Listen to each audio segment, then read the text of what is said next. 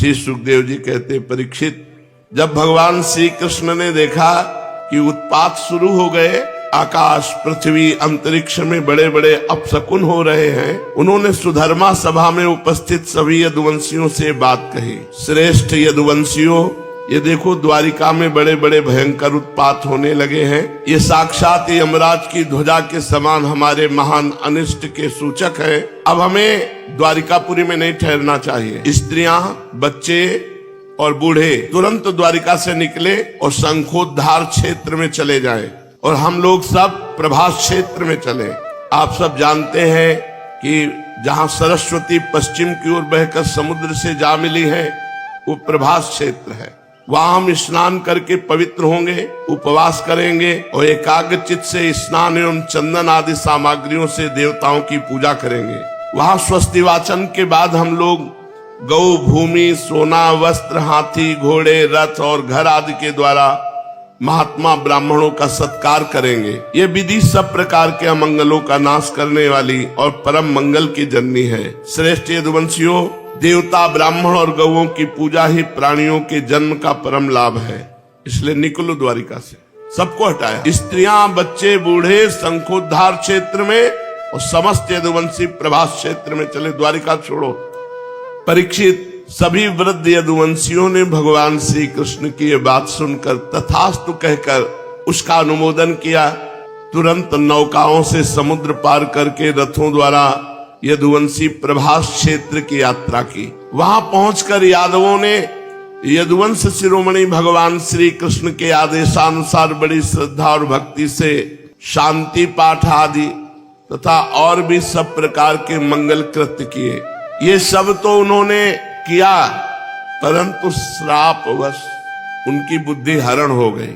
ब्राह्मणों का एक तरह से उपहास किया था, पेट में बांध करके कि लड़का होगा कि लड़की, तो उनका इससे वो होगा जो तुम्हारे वंश का विनाश करेगा।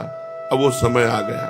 भगवान ने आदेश किया था कि स्वस्ति वाचन करा करके, गौओं का पूजन करके, ब्राह्मणों का पूजन करके खूब दान पुण्य करो, मंगल होगा। प्रभास क्षेत्र में स्वस्ति वाचन होते होते बुद्धि खराब हो गई, क्योंकि वो साप है और सबने जो नहीं पीना चाहिए वो पिया। ये अंतिम लीला है इनकी। मेरे एक नामक मदिरा का पान किया। ये पीने में बहुत मीठी लगती है, परिणाम में सर्वनाश करती है। सबकी बुद्धि भ्रष्ट हो गई।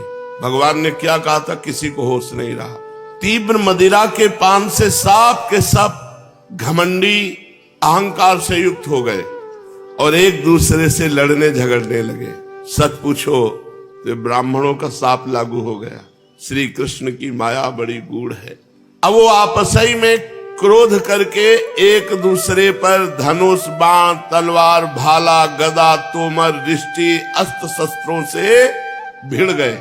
आपस ही में कहते हैं 88 करोड़ यदुवंशी, 88 करोड़। वैसे ही महाबलवान थे। अब तुम मेरे एक नामक मदिरा का पान किए थे तो बुद्धि भ्रष्ट थी, वो अपने ही पुत्र पौत्रों को काटने लगे। मतवाले यदुवंशी रथों, हाथियों, घोड़ों, गधों, ऊंटों, खच्चरों, बैलों, भैंसों और मनुष्यों पर भी सवार होकर एक दूसरे को बाणों से घायल करने लगे, मानो जंगली हाथी एक दूसरे पर दांतों से चोट कर रहे हों। सबकी सवारियों पर ध्वजाएं फहरा रही थी। पैदल सैनिक भी आपस में उलझ रहे थे।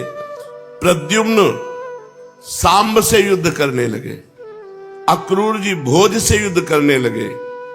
ये घर के लोग हैं, घर के जन हैं।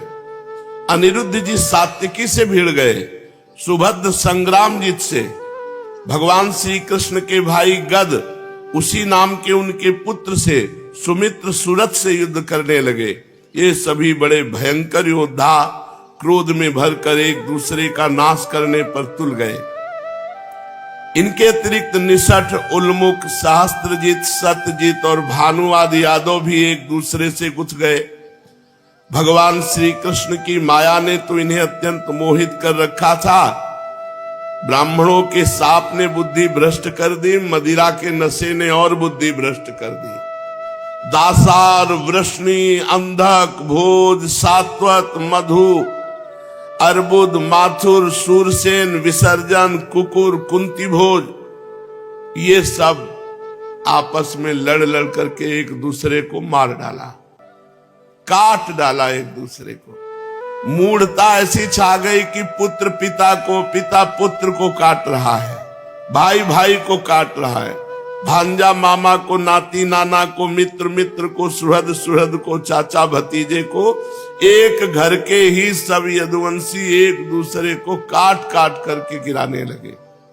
अंत में जब उनके सब बाण समाप्त हो गए, धनुष टूट गए, शस्त्रास्त्र नष्ट भ्रष्ट हो गए, तब उन्होंने अपने हाथों से समुद्र तट पर उगी एरका नाम की, ये वही एरका है जो घिस घिस करके फेंका गया था मूसल, जो उसी से तलवार की तरह प्रकट हुई। बस वो एरका नाम की घास उखाड़ते, उससे मारते तो ब्रह्म श्राप के कारण तत्काल सब कट जाते। ये लोहे के मूसल से चूरा जो था वही एरका नाम की घास, सबकी मृत्यु उसी से हुई। राजन, वो एरका नाम की घास हाथ में आते ही वज्र के समान कठोर और मुदगरों के रूप में परिणित हो गई। अब वे रोष में भरकर उसी घास के द्वारा अपने विपक्षियों पर प्रहार करने लगे। उन्होंने भगवान श्री कृष्ण और बलराम जी को भी अपना शत्रु समझ लिया। उन आताताइयों की बुद्धि ऐसी मूढ़ हो रही थी कि वो भगवान बलराम जी को भी मारने के लिए दौड़े। कुरुनंदन, भगवान श्री कृष्ण और बलराम जी युद्ध भूमि में इधर उधर विचरने लगे। अब तो एक दूसरे को मार मार करके सब नष्ट हो गए। जैसे बांसों की रगड़ से उत्पन्न दावानल बांसों को ही भस्म कर देता है, वैसे ब्रह्म शाप से ग्रस्त और भगवान श्री कृष्ण की माया से मोहित यदुवंशियों के स्पर्धा मूलक क्रोध ने पूरे यदुवंशियों का विनाश कर दिया। एक भी नहीं बचा, एक भी नहीं बचा। भगवान श्री कृष्ण ने देखा ये महाभार पृथ्वी के थे यदुवंशी, अब यदुवंशियों का संहार हो चुका, तब उन्होंने संतोष की सांस ली। बलराम जी ने समुद्र तट पर बैठ करके एकाग्र चित्त होकर परमात्मा का चिंतन किया और अपने स्वरूप में लीन हो गए, शेष भगवान के रूप में। भगवान श्री कृष्ण ने देखा कि भैया बलराम जी तो अपने स्वरूप में लीन हो गए, तब एक पीपल के पेड़ के नीचे जाकर चुपचाप धरती पर बैठ गए भगवान श्री कृष्ण। सब यदुवंशी मारे गए, एक भी नहीं बचा। बलराम जी बचे थे, वो भी ध्यान करके अपने शेष भगवान के रूप में लीन हो गए। अब भगवान एक पीपल के वृक्ष के नीचे बैठे। भगवान श्री कृष्ण उस समय अपनी अंग कांति से देदीप्यमान चतुर्भुज रूप धारण कर रखा था और धूम से रहित अग्नि के समान दिशाओं को अंधकार रहित करके प्रकाशमान बना रहे थे। वर्षाकालीन मेघ के समान सांवले शरीर से तपे हुए सोने के समान ज्योति निकल रही थी।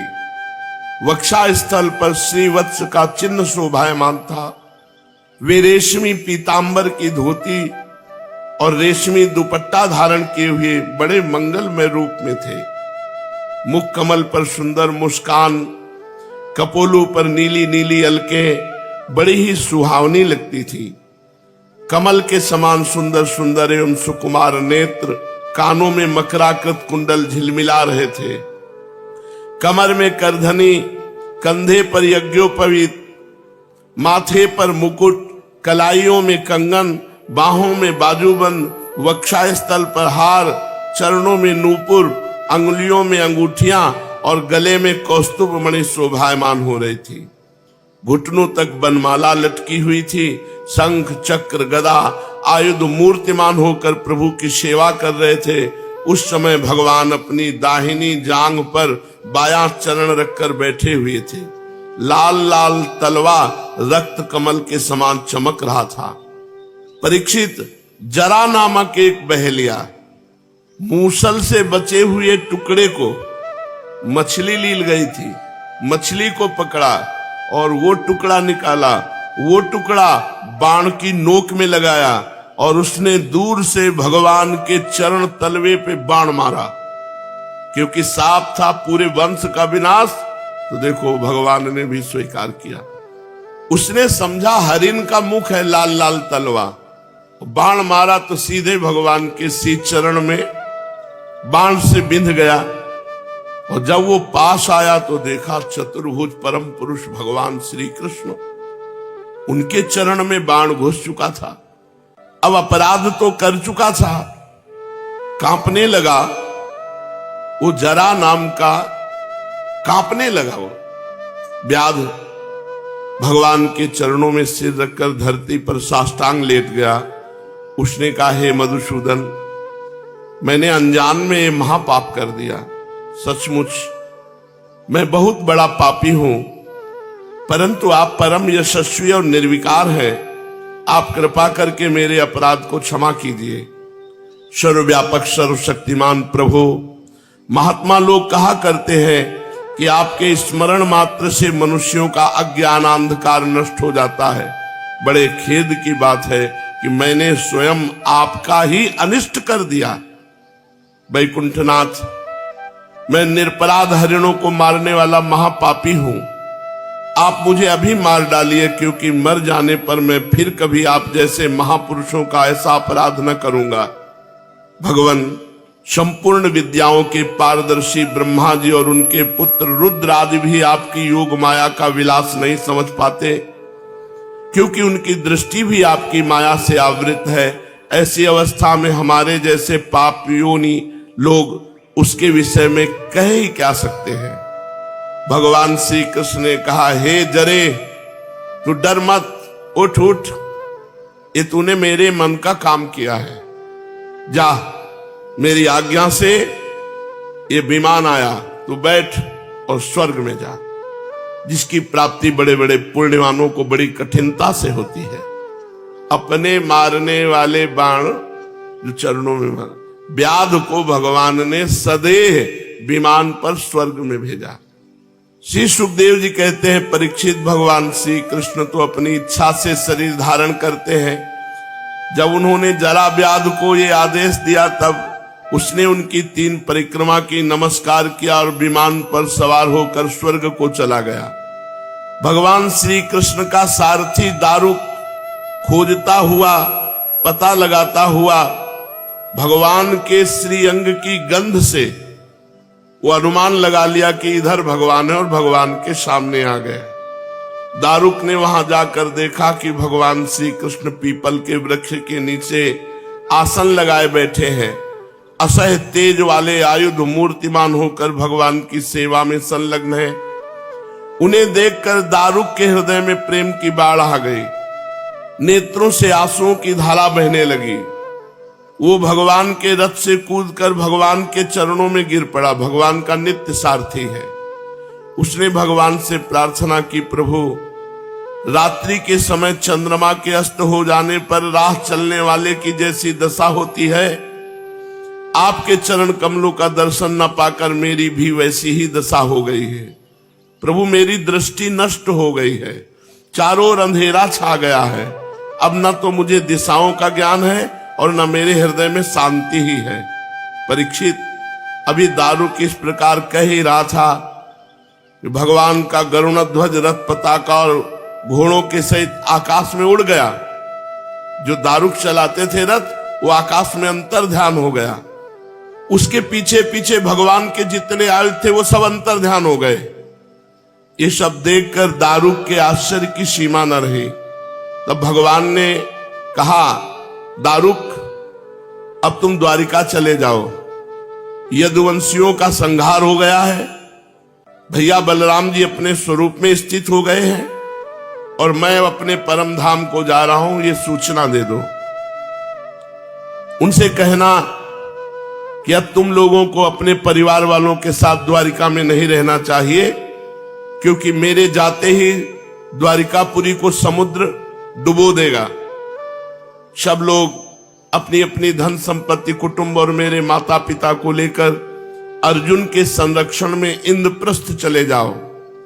देखो, जब भगवान की लीला में ये संवरण लीला है, विनाश लीला है, तो हमारे जीवन में क्यों नहीं होगी? तो उस दिन की सोचो जिस दिन ये सब विनाश लीला होगी। इसलिए पहले ही भजन करके भगवान को प्राप्त हो जाओ। दारुक, तुम मेरे द्वारा उपदिष्ट भागवत धर्मों का आश्रय लो और ज्ञान निष्ठ होकर सबकी उपेक्षा कर दो। इस दृश्य को मेरी माया की रचना समझकर शांत हो जाओ। भगवान का यह आदेश पाकर दारुक ने उनकी परिक्रमा की और उनके चरण कमल अपने सिर पर रखकर बारंबार प्रणाम किया। तदनंतर वो उदास मन से द्वारिका के लिए चल पड़ा। श्री सुखदेव जी कहते हैं, परीक्षित, दारुक के चले जाने पर ब्रह्मा जी, शिव, पार्वती, इंद्र आदि लोकपाल, मरीच आदि प्रजापति, बड़े बड़े ऋषि मुनि, पितर, सिद्ध, गंधर्व, विद्याधर, नाग, चारण, यक्ष, राक्षस, किन्नर, अप्सराएं, गरुण लोक के विभिन्न पक्षी, मैत्रेय आदि ब्राह्मण, ये सब श्री कृष्ण के परम धाम प्रस्थान को देखने के लिए बड़ी उत्सुकता से वहां आए, जहां भगवान पीपल के नीचे दाहिनी जांघ पर बायां पैर रखे हुए विराजमान थे। वे सभी भगवान श्री कृष्ण के जन्म और लीलाओं का गान वर्णन कर रहे थे। उनके विमानों से सारा आकाश भर सा गया था। वे बड़ी भक्ति से भगवान पर पुष्पों की वर्षा कर रहे थे। सर्वव्यापक भगवान श्री कृष्ण ने ब्रह्मा जी और अपने विभूति स्वरूप देवताओं को देखकर अपने नेत्र बंद कर लिए, अपने स्वरूप में स्थित होने के लिए। भगवान ने सशरीर जे हुए नेत्र बंद किए, सशरीर नगाड़े बजने लगे, देवताओं के पुष्पों की वर्षा होने लगी और भगवान अंतर्धान हो गए। जैसे बैठे थे वैसे ही अंतर्धान हो गए। भगवान श्री कृष्ण के पीछे पीछे इस पृथ्वी लोक से सत्य, धर्म, धैर्य, कीर्ति और श्री ये सब चली गई। भगवान श्री कृष्ण की गति मन और वाणी के परे है। तभी तो जब भगवान अपने धाम में प्रवेश करने लगे तो कोई नहीं देख पाया। बस इतना देखा कि पीपल के नीचे बैठे, बस फिर खत्म। भगवान किधर गए, कहां गए, कैसे, कोई नहीं देख पाया। इस घटना से सबको बड़ा विस्मय हुआ। जैसे बिजली मेघ मंडल को छोड़कर आकाश में प्रवेश करती है, तब बिजली की चाल को कोई देख नहीं सकता, वैसे ही बड़े बड़े देवता भी खड़े रहे, लेकिन भगवान श्री कृष्ण को परम धाम करते समय कोई देख नहीं सका किधर से गए, कैसे गए। ब्रह्मा जी और भगवान शंकर आदि देवता भगवान की परम योगमयी गति देखकर बड़े विस्मय के साथ भगवान की प्रशंसा करते अपने अपने लोक में चले गए। परीक्षित, जैसे नट अनेकों प्रकार के स्वांग बनाता है परंतु वो निर्लेप रहता है, वैसे ही भगवान है। मनुष्यों के समान रूप धारण करके जन्म लेना, लीला और फिर लीला का स्मरण कर लेना उनके लिए अभिनय मात्र है। वे स्वयं ही इस जगत की सृष्टि करते हैं, इसमें प्रवेश करते हैं, फिर इसका संहार कर लेते हैं। महामहिम स्वरूप है।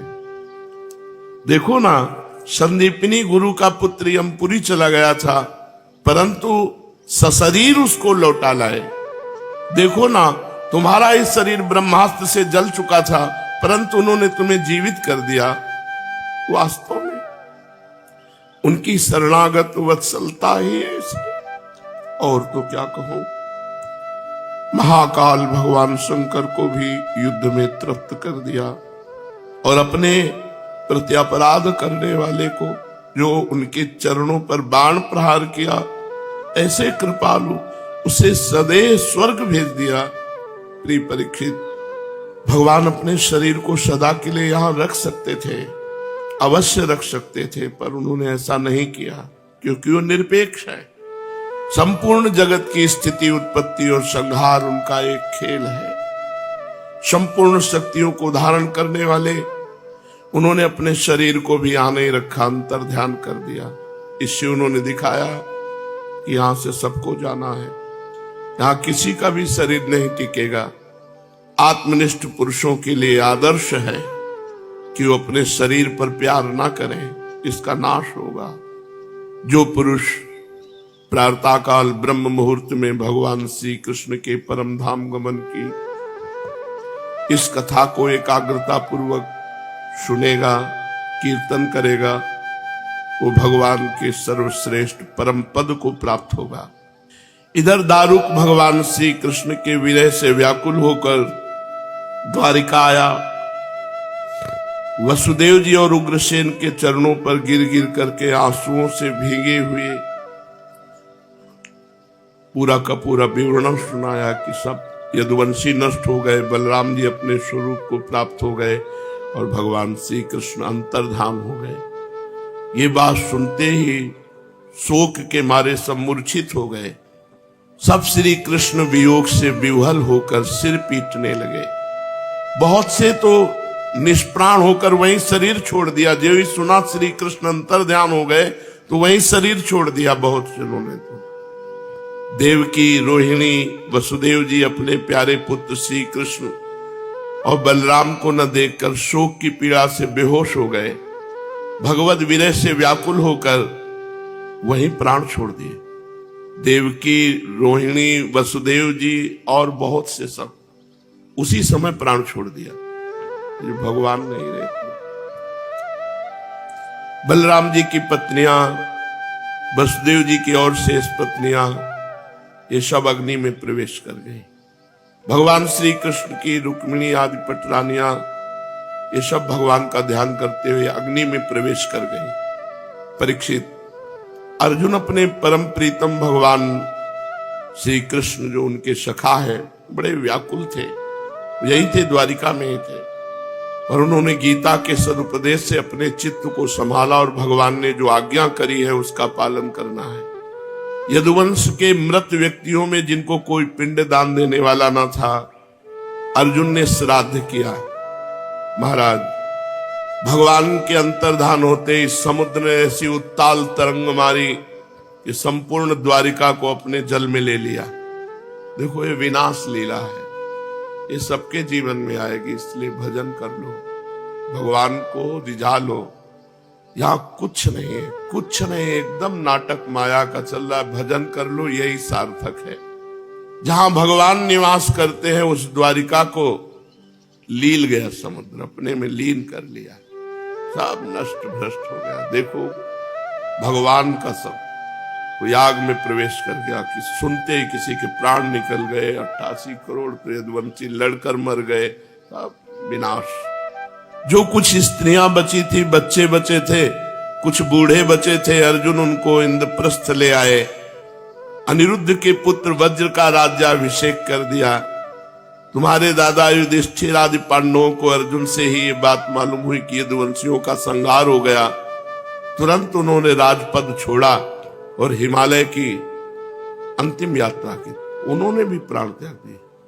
महान भागवत थे, सब क्रमशः गिरते गए हिमालय में, शरीर छूटता गया। मैंने तुम्हें देवताओं के भी आराध्य देव भगवान श्री कृष्ण की जन्म लीला से लेकर कर्म लीला और संवरण लीला सुनाई। जो इसका श्रद्धा के साथ कीर्तन करेंगे, श्रवण करेंगे, वो समस्त पापों से मुक्त हो जाएंगे। शेष चर्चा आगे। श्री राधा वल्लभ लाल।